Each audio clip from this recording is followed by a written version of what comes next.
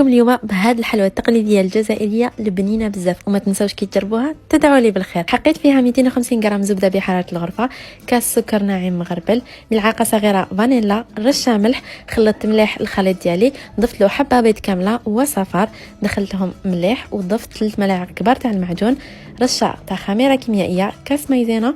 وهنا قسمت العجينه تاعي على 2، الاولى خليتها فاني ضفت لها الفرينه حتى تلمت لي، والثانيه ضفت لها 3 ملاعق كبار تاع الكاكاو، 3 ملاعق تاع الزيت والفرينه حتى تلمت. ما تنشفوش العجينه تاعكم هكذا باش ما تكسركمش وما تعذبكمش في الخدمه ديالها. فتحتهم على شكل مربع فوق ان بابي كويسون، ما بين كل طبقه وطبقه بيض البيض اللي كان قاعد لي ديجا، يعني حتى الطبقه الاخيره حطيت فيها بيض البيض، لويتها بالسيلوفان ودخلتها كونجيلاتور مده 20 دقيقه هكذا باش الخدمه والتقطيع يعني ساهل. قطعتهم على سمك 1 سنتيمتر، ضغطت عليهم غير بالعقل وتحفت الحبه ديالي، جبتهم في الفرن على 170 درجه. بعد ما طابوا لي درت لهم معجون في الاطراف، كاوكاو حمص ورحي، وهذه هي النتيجه.